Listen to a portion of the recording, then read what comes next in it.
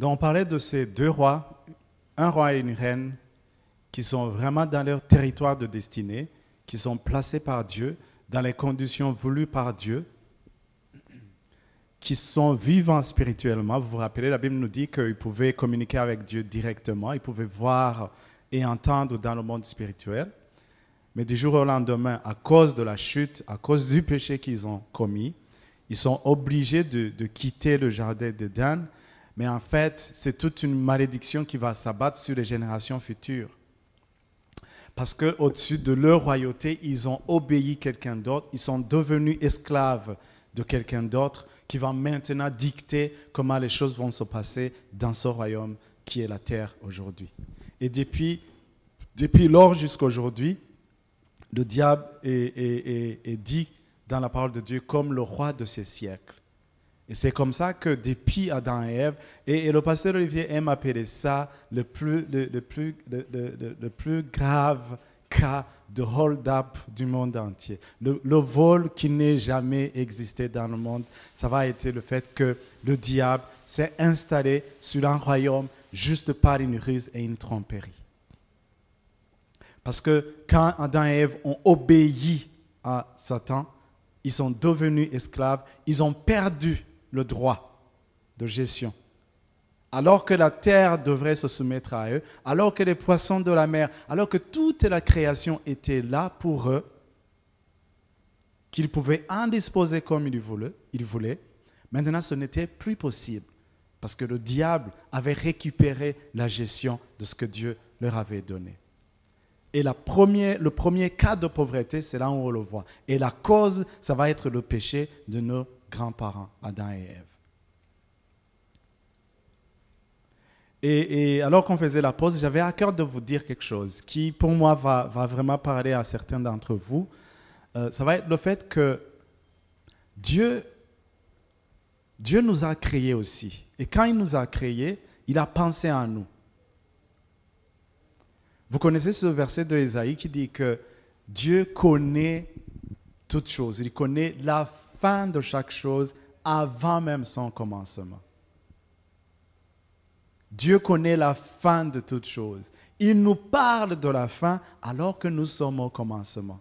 C'est pourquoi vous verrez même quand Dieu est en train de vous diriger dans un domaine particulier, il va vous montrer une image qui va vraiment vous stimuler beaucoup. Et entre autres, il va vous montrer ce que la fin va représenter. Il ne vous dit pas tout, mais il vous donne l'image de la finalité. C'est pourquoi beaucoup de personnes pensent qu'ils sont déjà là. Elles pensent qu'elles sont déjà là parce qu'elles ont vu l'image de la finalité. Mais en fait, elles oublient qu'il y a tout un processus.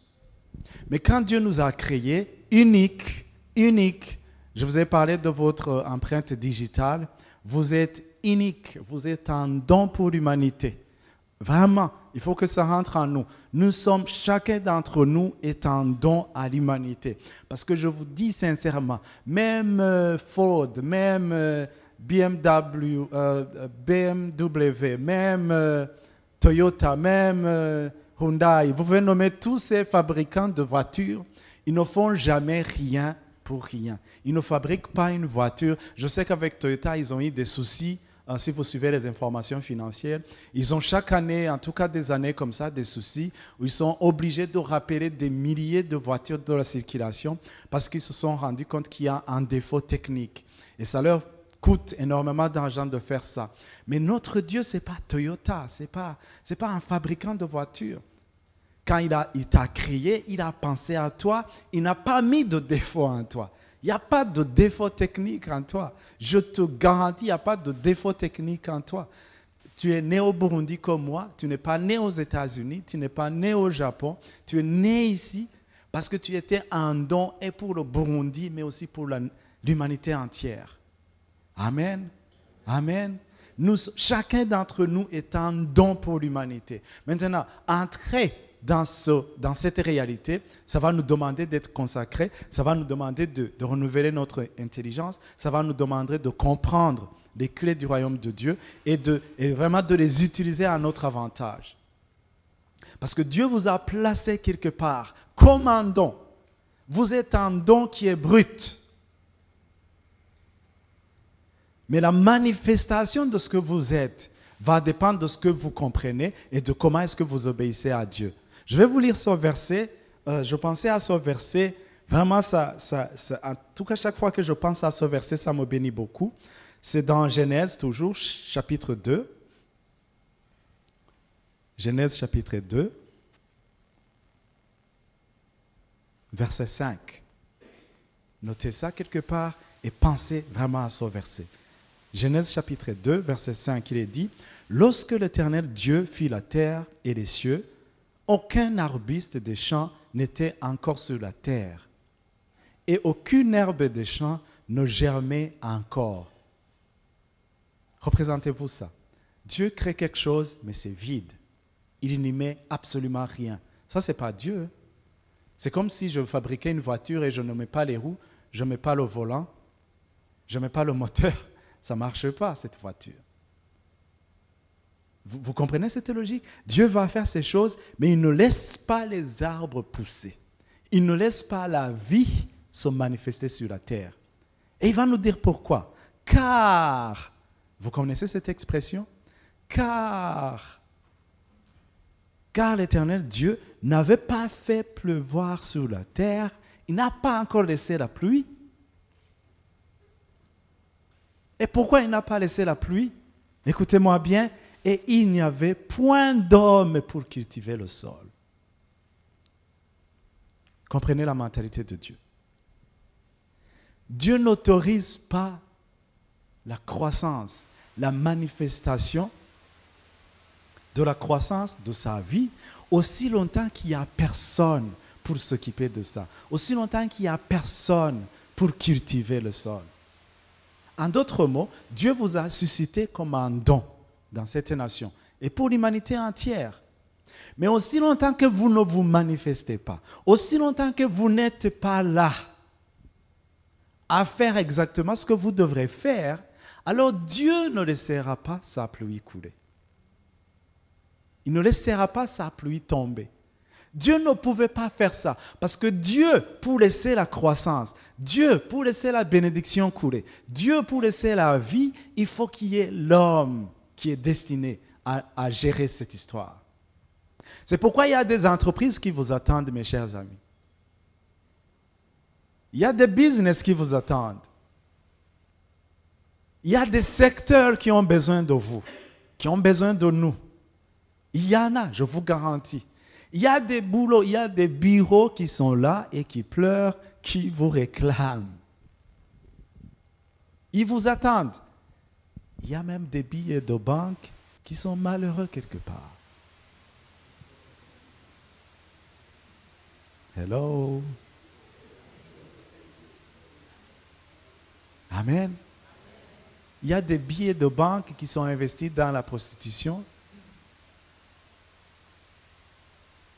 dans la vente des êtres humains, trafic humain, dans la drogue, dans les armes, dans le n'importe quoi. Vous pensez que l'argent n'est pas la création de Dieu? C'est ce que vous pensez?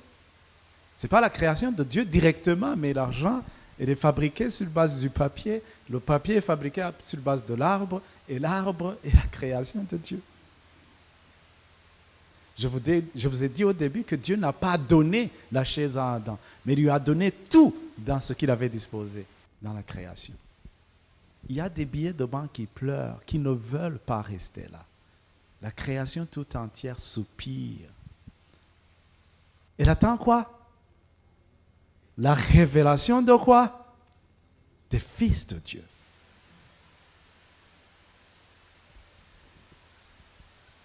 Je vais vous donner brièvement une autre partie de mon témoignage à propos des boulots, parce qu'il y a pas mal de jeunes gens ici qui pensent boulot, qui cherchent des boulots ou qui sont dans leur premier, deuxième emploi, qui ne sont pas encore satisfaits. Brièvement, moi quand j'ai terminé l'université, mon premier travail a été journalisme. Je vous ai dit, je me présente, je fais un examen avec tout le monde, et une fois qu'on a terminé l'examen, on nous appelle et on nous dit, voilà, félicitations, vous avez réussi à l'examen, vous êtes sélectionné, vous êtes engagé si vous voulez, le contrat est là, mais toi, Eric Machagna, tu es promu, tu es commis de la direction, on avait dit, c'était quoi, quel titre? Adjoint du directeur administratif et financier. à peine terminé l'université. Je travaille là, je fais un super bon boulot, mais chaque fois que je passe devant une banque, mon cœur est attaché à ça. Je n'ai pas cherché l'argent, je ne crois pas, mais l'argent m'a cherché en tout cas. Ibyiza n'imbabazi bizogira ikigaye. Mu byiza none amahera ntarimwe. Amen.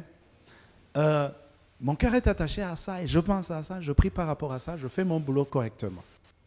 Un jour, le pape Paul II meurt. Et le chef de rédaction, qui est catholique, qui sait que je suis protestant, il m'a dit, Eric, c'est toi la personne qui prie beaucoup plus que tout le monde. Il y avait des gens qui portaient les chapelets, les chapelets même les plus longs jusqu'aux pieds. Il les connaissait, mais il ne leur a pas demandé de travailler l'information sur... Parce qu'en même temps que j'étais dans la direction financière, j'étais aussi journaliste. J'avais 2 boulots en même temps. Mais ce qu'il va faire, il va dire, c'est toi qui pries plus que tout le monde, alors tu dois nous préparer l'information sur la mort du pape. Et moi, ok, mon ego pourrait me dire, mais pourquoi cette histoire, ça ne m'intéresse pas trop, j'ai jamais été chez les catholiques, je ne comprends pas trop, qu'est-ce que je vais dire? Mais je suis au travail. Je suis désolé si vous travaillez à la Brahoudi. Vous savez ce que je veux dire? Et que vous êtes dans la section promotion de X, machin, Y. Et ce que j'ai fait, j'ai passé au moins 2 jours à chercher des informations sur tout ce qu'il y a. J'ai appelé le nonce à l'époque, le nonce, comment est-ce qu'on appelle ça? J'ai appelé l'archevêque, les cardinaux, toutes les personnes qui pouvaient être des personnes ressources d'information. J'ai écouté CNN pendant 2 jours. J'ai regardé les informations, je maîtrisais tout ce qui se passait et j'ai présenté mon journal, j'ai donné les informations à la radio comme je devrais. Mais j'avais un bagage d'informations, je ne savais pas que ça allait me servir un jour. Alors, le patron même de la radio nous dit, on a besoin que vous travaillez sur, vous rédigez, vous faites un documentaire sur l'intégration économique. À l'époque, c'était à l'étape du COMESA, vous vous rappelez du COMESA? C'était parmi les étapes les plus basiques de l'intégration régionale. Et moi, je fais un travail, je rencontre des gens, je rencontre des représentants de ce système, le ministère du Commerce, les commerçants, les importateurs, les industriels, le gouvernement, les paysans au marché, tout le monde. Je fais un travail, un documentaire de 25 minutes. Vous devez avoir tellement d'informations pour vraiment que ça réussisse. Et une fois que j'ai amené à la radio, quand le chef est venu et a écouté, il m'a dit, comment est-ce que tu as fait pour avoir toutes ces informations? Tu as parlé au PDG des banques. Moi, je n'ai jamais pu parler à ces gens. Il a dit, pendant ma carrière de plus de 25 ans, je n'ai jamais arrivé à donner une interview à un patron de banque. Comment est-ce que tu as fait? Tu as eu le directeur général de machin. Comment est-ce que tu as... Il a dit, oubliez le documentaire de 25 minutes, parce que moi, j'ai une manne d'informations. Je veux que tu coupes de 2 minutes et demie, 3 minutes, chaque information. Comme ça, on aura au moins une information économique dans le journal pendant toute une année. Parce que j'avais tellement d'informations. Il était très content avec moi. Mais 5 mois après, on m'appelle à la banque, on me dit, nous avons votre nom, est-ce que vous voulez passer l'examen de... Enfin, vous êtes parmi les candidats. Moi, je dis, je n'ai jamais déposé de candidature. Ce n'était pas un ange qui avait déposé ma candidature. Mais c'était en fait à l'université où j'avais étudié. Ils étaient allés les voir, ils avaient demandé les noms, on leur avait donné mon nom et je suis parti passer l'examen. Et quand je me suis présenté, on nous a posé 2 questions. Première, parlez-nous de l'intégration économique Kadi Burundi. Vous connectez les 2? On était une affaire de 60 personnes. Parmi toutes les 60 personnes, tout le monde savait les mêmes théories que moi, les mondialisations, les intégrations, les anti-mondialisations, les machins en économie qu'on a étudié, parce que pas mal d'entre eux, on avait étudié ensemble, mais personne n'avait l'information la plus actualisée qui soit à propos du travail qu'on allait faire. Parce que moi, j'avais l'information, non seulement théorique, mais pratique sur le terrain. Et je pouvais même citer des sources, avec la touche journalistique. J'étais très loin d'eux, très loin d'eux. Deuxième question. Le directeur général de la banque entre, alors qu'on est en pleine séance d'examen, il amène ce qu'on appelle un papier maison. Il a tiré quelque chose sur Internet et c'était en fait l'information sur la mort du pape. Et il dit, ce que je veux que vous fassiez, c'est que parlez-nous, faites un commentaire sur la mort du pape Jean-Paul II en anglais. J'étais très bien en anglais et je connaissais tout sur la mort du pape. En tout cas, je ne sais pas, ils ont été malheureux les gars. Les autres candidats, ils ne pouvaient même pas. Et c'est comme ça que je suis entré à la banque. Je pourrais vous donner, même hier, je pourrais vous donner des exemples pareils. Même hier, des gens qui sont en Norvège qui disent, vous avez passé un examen ici, vous êtes le premier. Hier, je vous parle de ce qui s'est passé hier. Il me dit, vous êtes le premier, loin de chez les premiers, et on a besoin de vous. Et moi, je leur dis, si vous avez besoin de moi,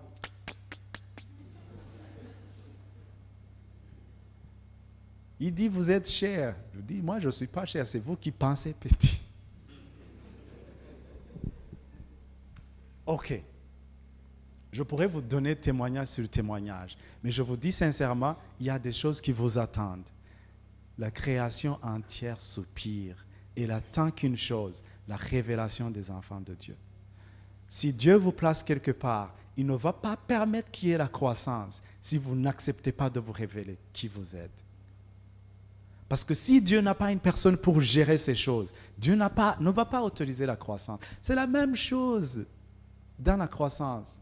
C'est la même chose. C'est pourquoi Dieu n'a pas voulu qu'il y ait un enfant en dehors du mariage.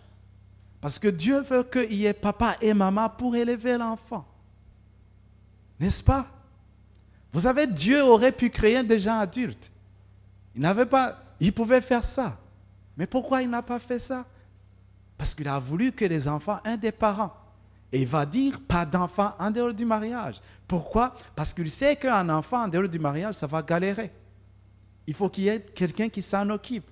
Alors si vous n'êtes pas capable de vous en occuper, ce n'est pas que Dieu ne veut pas vous donner. Ce n'est pas que Dieu vous teste. Ce n'est pas que Dieu attend. Non, manifestez-vous, messieurs. Révélez la personne que vous êtes. Et ces choses vont venir comme un aimant qui attire des choses. Lorsque Dieu a dit, je ferai d'Abraham, je ferai de toi une source de bénédiction. Vous pensez qu'Abraham il n'avait que 2 pieds et 2 mains et une tête. Juste comme moi et toi. Juste comme moi et toi. Mais Dieu pouvait dire, avec toi, je vais faire énormément de choses. Ce n'était pas un super homme. Pas du tout. Pas du tout. Pas du tout. Amen. Alors, il y a un verset de Luc chapitre 4.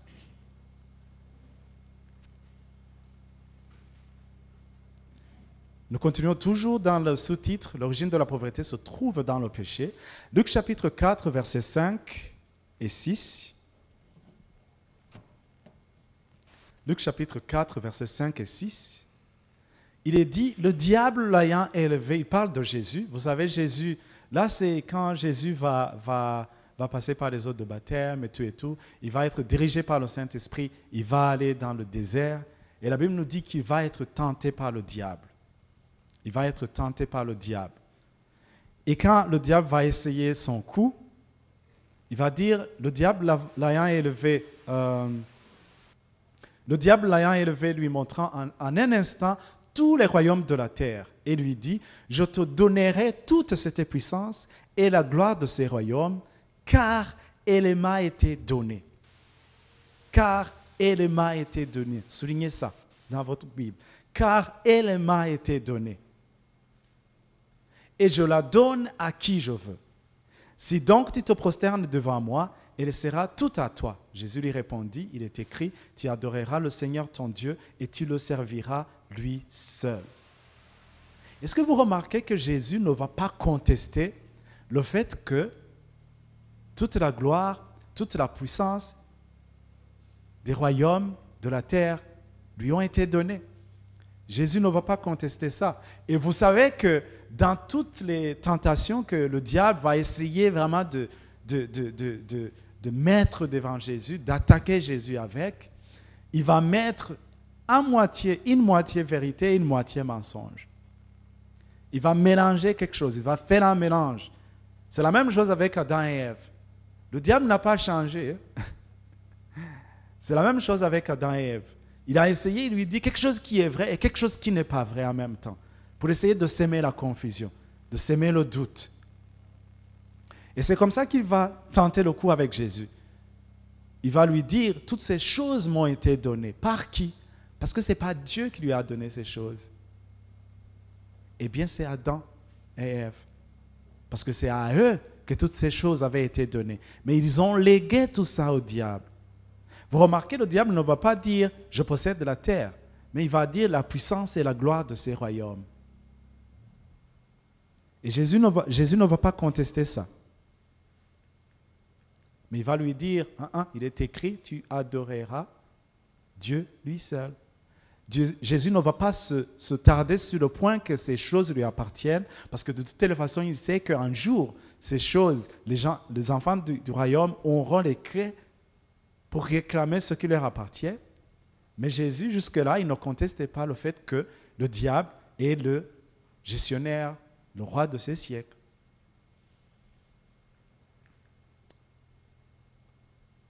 Alors, on va voir 2 Corinthiens chapitre 4.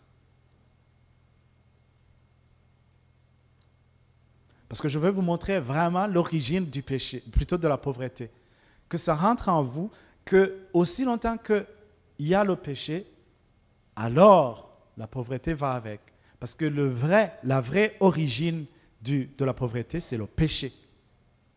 Ce n'est pas le système économique de notre pays. Ce n'est pas le fait que mon oncle avait pris des choses qui m'appartenaient. C'est juste un exemple que je vous donne. Ce n'est pas que le tribunal a rendu un mauvais jugement à mon égard. C'est un exemple que je vous donne. Ce n'est pas que je n'ai personne pour m'amener dans les postes élevés de ce pays. Non, pas du tout. L'origine de la pauvreté, c'est le péché. 2 Corinthiens chapitre 4, versets 3 et 4. Si notre évangile est encore voilé, il est voilé pour ceux qui périssent, pour les incrédules dont le Dieu de ce siècle a aveuglé l'intelligence, afin qu'ils ne vissent pas briller la splendeur de l'évangile de la gloire de Christ, qui est l'image de Dieu. Vous voyez qu'ici, l'apôtre Paul va confirmer que Satan est le roi de ce siècle.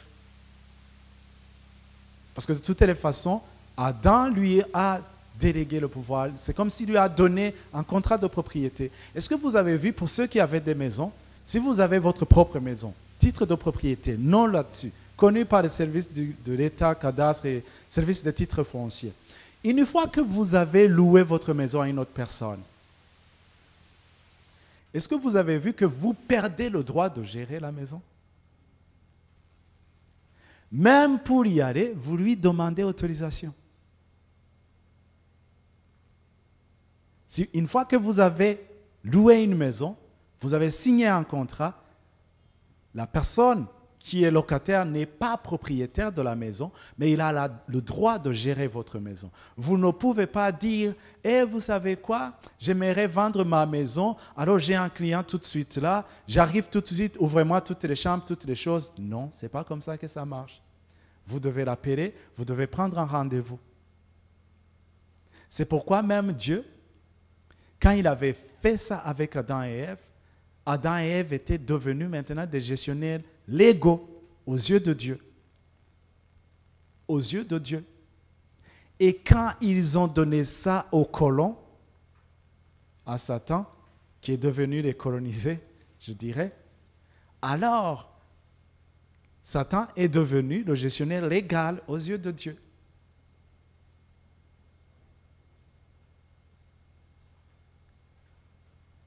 On ne joue pas avec Dieu. On ne joue pas avec Dieu. On ne joue pas vraiment avec Dieu. Alors, il y a eu des conséquences directes. Ce que vous devez comprendre. Parce qu'une fois qu'il y a quelque chose qui s'est passé avec Dieu, il y aura toujours des conséquences. Parce que ce sont des principes. Je vous parlais tantôt de la loi de la pesanteur. J'aime mon téléphone, mais si je joue avec mon téléphone, je ne peux pas dire i, brendendere bobobo. Et le voir suspendu là en haut. Pas du tout, ça ne marche pas comme ça. Sinon, ça serait de la magie. C'est de la magie noire, ce ne serait pas Dieu. Parce que la loi de la pesanteur, elle a été créée par Dieu. Et ce qu'il a créé, il la respecte. Parce que s'il changeait ses lois, ça veut dire que lui-même pourrait changer. Et nous savons que cela n'est pas possible. Dieu ne change pas. Alors, Genèse 3, chapitre 3, Genèse chapitre 3, on va parler des conséquences de la trahison d'Adam et Ève. Je vous en ai déjà dit en passant, mais là, on va voir les versets qui appuient ça. À partir du 17e verset, il est dit, alors il dit à l'homme, ça c'est Dieu qui parle, puisque, écoutez-moi ça, puisque, vu que, entendu que, maintenant que, tu as écouté la voix de ta femme et que tu as mangé de l'arbre au sujet duquel je t'avais donné cet ordre, tu n'en mangeras point, alors le sol sera maudit à cause de toi. C'est à force de peine que tu en tireras ta nourriture tous les jours de ta vie. Il te produira des épines et des ronces, et tu mangeras de l'herbe des champs. Aujourd'hui, on nous parle de manger bio, de manger végétarien. Apparemment, ce n'était pas le plan à l'origine. C'est à la sueur de ton visage que tu mangeras du pain, jusqu'à ce que tu retournes dans la terre d'où tu as été pris. Car tu es poussière et tu retourneras dans la poussière. Alors Dieu est obligé de prononcer la malédiction à Adam et Ève. Imaginez-vous, le roi, le propriétaire, celui qui assujettit tout, qui a tout à sa disposition. Maintenant, il s'entend dire, « Oh, c'est fini pour toi, mon gars. Tu vas peiner, tu vas travailler dur. C'est à la sueur de ton front que tu mangeras. Et tu mangeras des herbes des champs. Jusqu'à ce que tu retourneras dans la terre. » Ça, c'est vraiment la conséquence directe du péché qu'Adam et Ève avaient commis. Alors, cette histoire de pauvreté, ça ne vient pas de toi. Pas du tout. Ça ne découle pas vraiment de toi, ni de ta maman ou ni de tes aïeux. Parce qu'il y a aussi des choses que l'on entend en grandissant, où nous grandissons, on nous dit « Oh, ça c'est la famille telle. Allez à Bujumbura, vous verrez des bâtiments, il y a leur nom. Vous ne connaissez pas monsieur tel ?» Et moi, ça m'a terrorisé à l'époque. Parce que je me dis, il y a des gens, parce que moi j'avais fait l'intérieur du pays jusqu'à l'âge de l'université, enfin à peine, si je venais ici à Bujumbura, c'était juste pour le visiter. Et j'arrive, je vois des gens, ils écrivent leur nom sur les bâtiments, je me disais, waouh. Donc vous êtes, parce que moi là où j'ai grandi, on nous disait, si jamais, si je vous dis ça, vous allez retrouver là où j'ai grandi. Donc il y aura des conséquences. Et chapitre 2, verset 15, l'Éternel Dieu prit l'homme et le plaça dans le jardin d'Éden pour cultiver et le garder. Mais Dieu, vous voyez, il place Adam et Ève dans le jardin, mais lorsqu'ils vont trahir Dieu, ils vont leur faire sortir du jardin.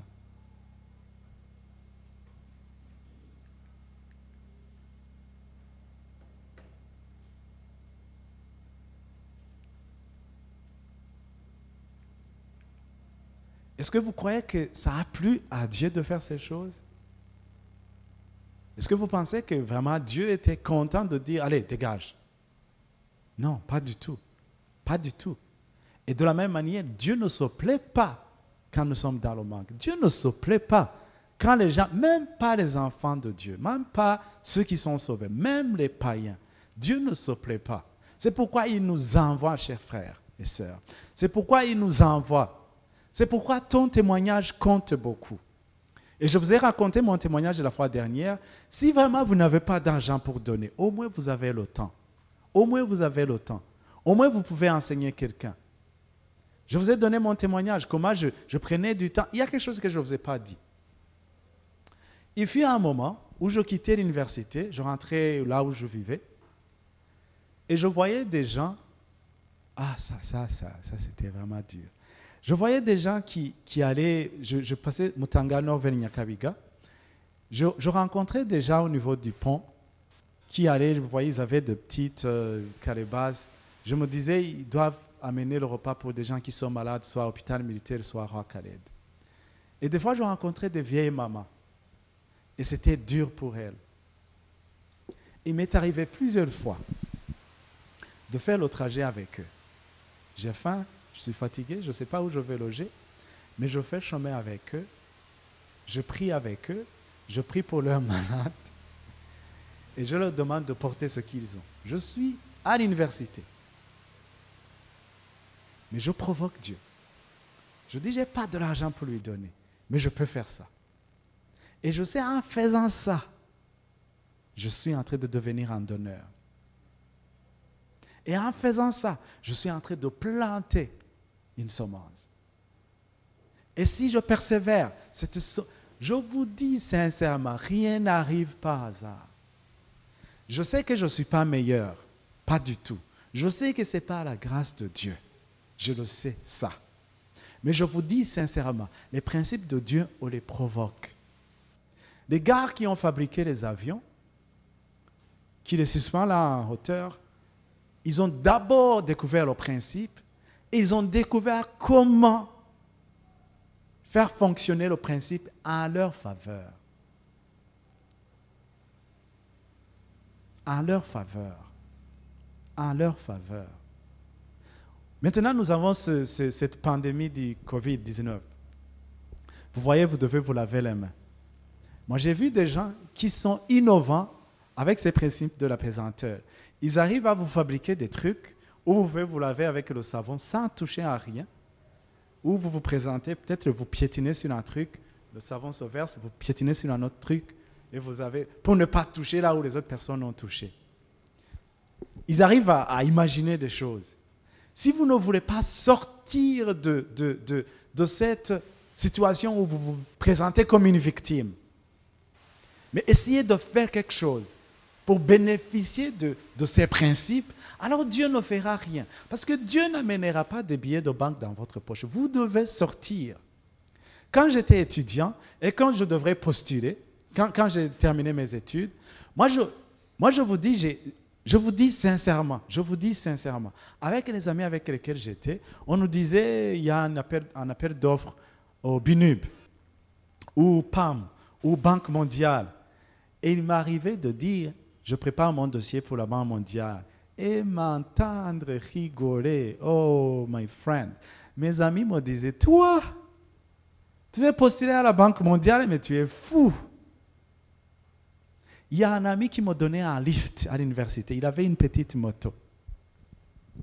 Un jour, il m'a dit, toi, tu rêves comme si j'avais jamais... Chaque jour, il me disait, je lui ai dit, j'aime vraiment le lift, parce que ça m'aide beaucoup. Mais désormais, bye bye avec ton lift. Je ne veux plus de ton lift. Parce que c'était un tueur de foi, et mais je vous dis de premier ordre. Vous devez surveiller les gens avec lesquels vous vivez. Je vous ai dit ça la fois dernière. Parce que moi, je postulais à ces postes. Un jour, il m'est arrivé de rencontrer, vous connaissez Makaski? Certains d'entre vous connaissez l'histoire de Makaski. Il avait un chef du personnel qui me rencontre après une interview, qui me demande, est-ce que vous avez étudié aux États-Unis? Je lui dis non. Est-ce que vous avez étudié au Kenya? Je lui dis non. Est-ce que vous avez étudié en Afrique du Sud? Je lui dis non, monsieur. Est-ce que vous êtes né? Il refait le chemin retour. Est-ce que vous êtes né aux États-Unis? Qu'est-ce qu'il a vu? Un type comme moi, maigrichon. Maintenant, je suis très bien. Je suis très bien, je vous dis. Qui me connaît ici à l'époque? Personne ne me connaît. Oh, monsieur Nzo. Alors, j'ai besoin d'un deuxième témoin, parce que l'Ancien Testament dit s'il y a au moins 2 témoins. Il me dit, je suis désolé. C'est l'assistant de Makaski. Il me dit, je suis désolé qu'on ne peut pas t'employer ici, parce que je n'étais pas employable à l'époque. Pas que je ne savais pas, pas que je ne pouvais pas, mais dans les hautes sphères de Makaski. Mais il me prend à part il m'a dit, après, toutes ces questions, ils me l'ont posées dans séance tenante, dans l'interview. Mais après, il ne me prend pas, il me dit, je suis désolé qu'on ne peut pas t'employer. Mais dans la vie, toi, tu arriveras loin. Je dis, merci beaucoup, j'avais besoin de cette parole. Et je suis parti. Je suis parti. Pour voir des miracles, pour voir de l'extra. On nous a toujours dit que nous sommes... Je vous ai dit qu'un jour, on m'a donné 22 sur 20. Jusqu'à engager l'administration académique pour me donner 22 sur 20. Je vous ai dit ça. Ah, il y a des absents là.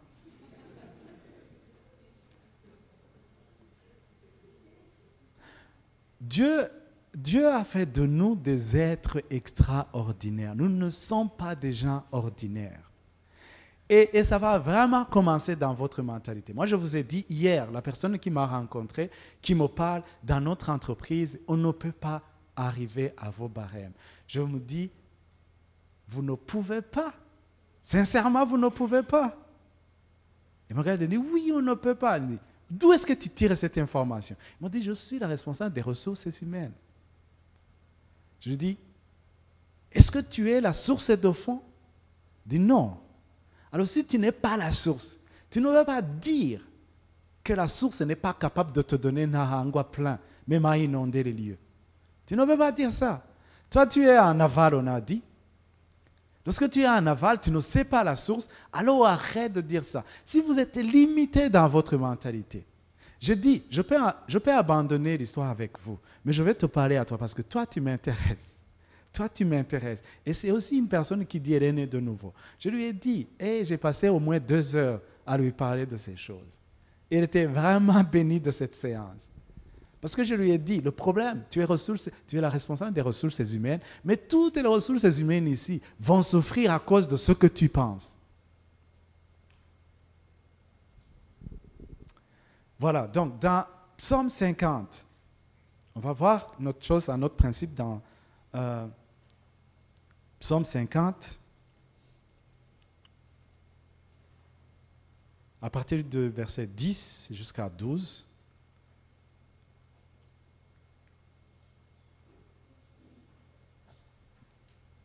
Il est dit, « Car tous les animaux des forêts sont à moi, toutes les bêtes des montagnes par milliers. Je connais tous les oiseaux des montagnes et tout ce qui se meut dans les champs m'appartient. Si j'avais faim, je ne te le dirais pas, car le monde est à moi et tout ce qu'il renferme. » Dieu est propriétaire de toutes ces choses. Maintenant, voilà le problème. De ces versets, on les entend quand on est en train de nous encourager dans la parole de Dieu, dans la prédication. Mais ce sont des versets qui sont clés lorsque vous voulez vraiment découvrir ce que Dieu veut pour vous financièrement parlant. Ce sont des versets, je vous dis sincèrement, la parole de Dieu, c'est comme un diamant. Un diamant, on m'a dit, peut-être j'ai vu, mais je n'ai jamais été propriétaire d'un diamant. Mais on me dit un diamant, il a plusieurs facettes. Vous regardez ici, vous voyez la lumière, vous voyez une couleur telle. Vous tournez comme ça, vous voyez une autre couleur. Vous tournez comme ça, c'est multifacettes. Maintenant, la parole de Dieu, une fois que vous avez appris quelque chose, c'est pas tout. Tout n'est pas fini. Ce verset vous paraît très normal, très habituel. Mais je vous dis sincèrement, Dieu n'est pas habituel. Dieu, vous ne vous habituez pas à Dieu ni à sa parole. Chaque matin, quand vous vous levez et que vous tombez sur le même verset, peut-être le même verset que vous avez lu plusieurs fois, ou lu des commentaires sur ça, ou entendu des commentaires, si vous prenez du temps, parce que ces versets sont spécifiques. Dans ce cadre, on les utilise pour les finances. Dieu va vous donner une autre facette de ces versets. Et c'est comme ça que vous allez continuer à creuser et à comprendre des choses. Jusqu'à ce que ça change votre façon de voir les choses. Et quand ça va changer, c'est alors que vous allez commencer à vivre des percées financières. Mais aussi longtemps que le verset vous est habituel, vous connaissez peut-être 1 ou 2 choses par rapport à ce verset et vous pensez que vous le maîtrisez, non. Dieu connaît toutes choses. Dieu connaît toutes choses. Il y a des gens ici qui vous diront, au Burundi, il n'y a pas d'emploi, il n'y a pas de boulot. Et moi, je réplique toujours avec cette question. Est-ce que vous savez combien de contrats sont signés par jour à Bujumbura? Est-ce qu'on sait? Il y a des gens qui sont chômeurs, je comprends la situation, je comprends ce qui se passe, je comprends que c'est difficile, mais il vous dit, il n'y a pas d'emploi, il faut être machin, il faut faire ceci et cela. Mais je lui dis, est-ce que tu sais combien de contrats sont signés par jour à Bujumbura?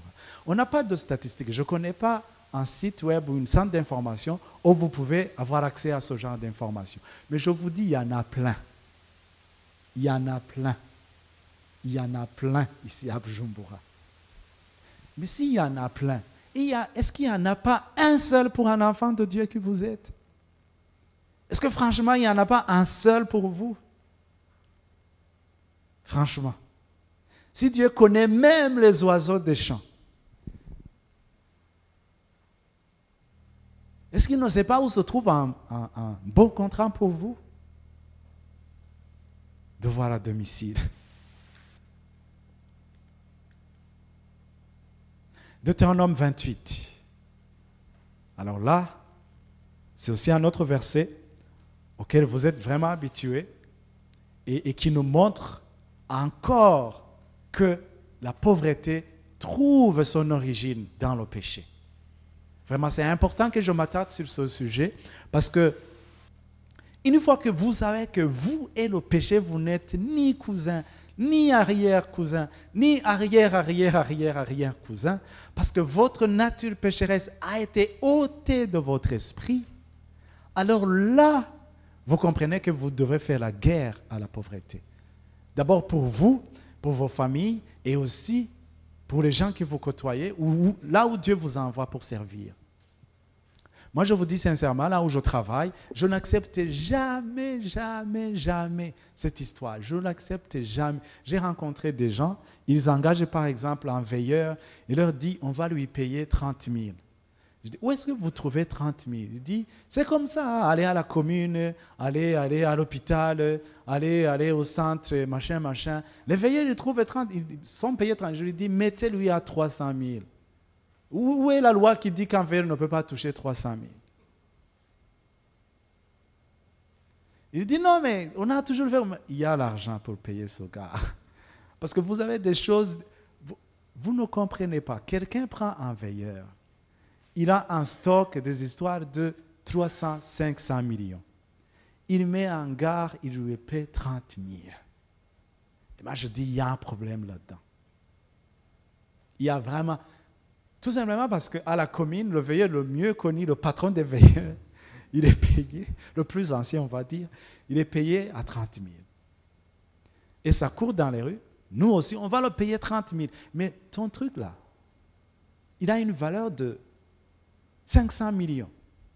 Mais vous dites, vous voulez un veilleur à 30 000. C'est une question de là, dans la tête. Maintenant, dans Deutéronome 28, à partir du verset 15, on va voir que Dieu va prononcer des choses, il va mettre en garde les gens d'Israël dans la loi de Moïse par rapport à ce qui va leur arriver quand il y aura le péché. Il dit, mais si tu n'obéis point à la voix de l'Éternel, ton Dieu, vous vous rappelez, la même chose avec Adam et Ève, si tu n'observes pas et ne mets pas en pratique tous ces commandements et toutes ces lois que je te prescris aujourd'hui, voici toutes les malédictions qui viendront sur toi et qui seront ton partage. Tu seras maudit dans la ville et tu seras maudit dans les champs, ta corbeille et ta huche seront maudits, le fruit de tes entrailles, le fruit de ton sol, les portes de ton gros et ton menu bétail, toutes ces choses seront maudites. Alors il va prononcer la malédiction. Et la source, il dit, si tu n'obéis point. Si tu n'obéis point. Ce qui veut dire que, pour nous qui avons obéi, pour nous qui avons fléchi les genoux volontairement, vous savez que la Bible nous dit qu'il y aura un jour où tout genou fléchira, où toute langue confessera par force. Mais nous sommes différents, parce que nous avons fléchi nos genoux volontairement. Nous avons confessé Jésus volontairement. Par sa grâce, il nous a amenés à la porte du royaume. Et nous avons volontairement accepté ces choses. Alors, il est hors de question que nous voyons ces choses. Maintenant, tu peux me dire, tu parles comme un extraterrestre. Tu parles comme si tu vis dans les airs. Oui, je sais, je vous parle comme ça. Cela ne veut pas dire que je vis des moments de galère aussi. Mais les galères de manquer d'argent, galères de ne pas manger, galères... Un jour, quelqu'un avait dit, Dieu va t'amener dans la prospérité où tu pourras avoir enfantin. Et si tu veux deux, en avoir deux. C'était une grande révélation pour moi. Parce qu'à l'époque, le fantin que je buvais, il y a eu une époque à Bujumbura où on vendait des jus. Des jus, ça coûtait 20 francs. C'était un truc en poudre, en papier. Vous mettez dans un bidon de 7 litres. Hein?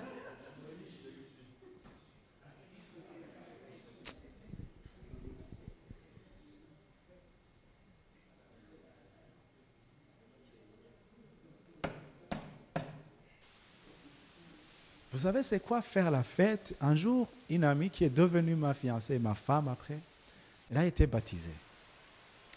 Et il fallait faire la fête. Mais on n'avait pas d'argent. Alors on s'est offert des jolis jus. Vous achetez un truc à 20 francs et tout le quartier.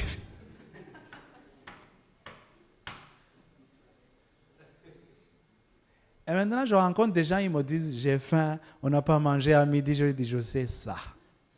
Je sais que tu n'as pas mangé. Mais ce n'est pas pour autant que tu dois pleurnicher et me demander de l'argent. Vous les voyez à l'église.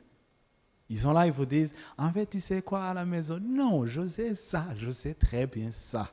J'ai vécu ça. Ce n'est pas un scandale. Tu dois passer par là. Mais si tu restes là, ça sera ton choix. Que Dieu vous bénisse. On continuera la prochaine fois.